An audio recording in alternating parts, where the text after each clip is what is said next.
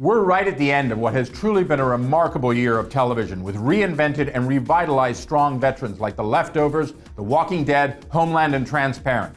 And new shows this year have also been very strong. I've already revealed the first part of our top 10 of 2015 with Netflix Bloodline, Amazon's Man in the High Castle, and Comedy Central's The Nightly Show with Larry Wilmore among the offerings. And by the way, before we get to the top 5 of 2015, let's hand out some honorable mentions. Let's talk about Supergirl, Fear the Walking Dead, The Unbreakable Kimmy Schmidt, and FX's Dennis Leary comedy Sex and Drugs and Rock and Roll. Strong series all in a heavyweight year.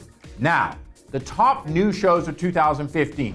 And first of all, we have Unreal, Lifetime's remarkable, shattering, and scathing look at what really goes into the making of reality TV, from Marty Nixon and Sarah Gertrude Shapiro, a former Bachelor producer. Now, you can get deep and see Unreal as an examination of the moral sewage that producers, participants, and ultimately the audience themselves venture into in the savagery of the genre. But I prefer to wait at the shallow end of the gene pool on this one and tell you that Unreal is great fun about very bad TV. And anybody can watch that, real or not.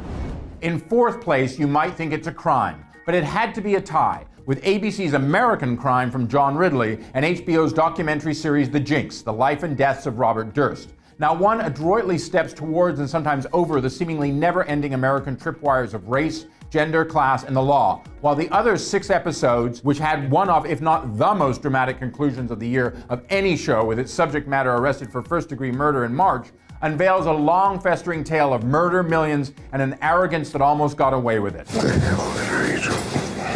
Kill them all. Of course. Crime, both against persons and the soul, and consequences, and the pain from them make up a lot of the foundation of our number 3 top new show of 2015. The stunning Marvel's Jessica Jones from Netflix. The second, after The Great Daredevil, in the 4 series the streaming service has planned with the comic giant. While more than full of action, the Melissa Rosenberg created series is at its heart, I think, a deep vein thriller and sick love story that in many ways reminds me of the good ways of Idris Elba's Luther, both in tone, characterization, and desperation. Played with a wire-walking tension by Kristen Ritter, who I honestly didn't think would be this good until I remembered how great she was in Breaking Bad, Jessica Jones is all about the fallout of an extraordinary life of an almost ordinary person with too many secrets in literally a living hell of Hell's Kitchen. And now, with that Breaking Bad reference in mind, we're at number 2. And that's AMC's cable record-breaking Vince Gilligan and Peter Gould prequel, Better Call Saul, with Bob Odenkirk as the slippery Saul Goodman, or rather Jimmy McGill, the man who becomes the morally questionable lawyer. Taking place about 6 years before Walter White even walks into the then successful Saul's life, Odenkirk's Jimmy is a minefield of a man, struggling with who he is, who he wants to be, and what he turns out to be very good at, which is being very bad, or at least being the very good legal representative of the truly bad. The process is something Gilligan carved down to near perfection in Breaking Bad, and finds new form here. To help paint the big picture, the Sony Pictures TV-produced show time travels us not only to post-Breaking Bad Saul, but to a younger Saul/Jimmy, and an even younger Saul/Jimmy in some really serious trouble.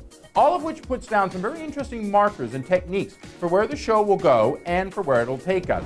Those places the show, which is back, by the way, for a season 2 in February, takes us have included Critics' Choice wins for Odenkirk and Jonathan Banks, Emmy nominations, and SAG Award and Golden Globe nominations earlier this month.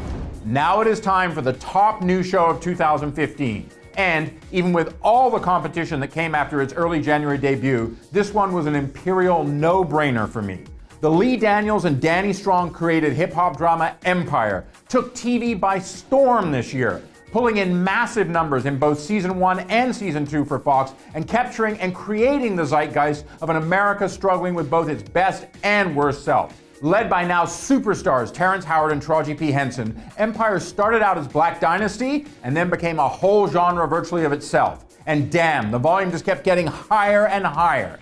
Check what I said the night before its premiere. Words I stick by now, words I reinforce now. If you don't get it by now, let me lay it out for you. I dig Empire. I really like it because it's large, it's shamelessly soapy, and it's fearlessly fun.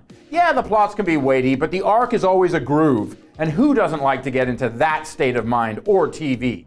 And that is our top 10 new TV shows of 2015. Predictions for 2016? Well, I'm going to keep it short and sweet like I did last year. HBO's Vinyl and Showtime's Billions. Don't miss them. As for me, I'll see you in 2016. I'm Dominic Patton for Deadline Hollywood.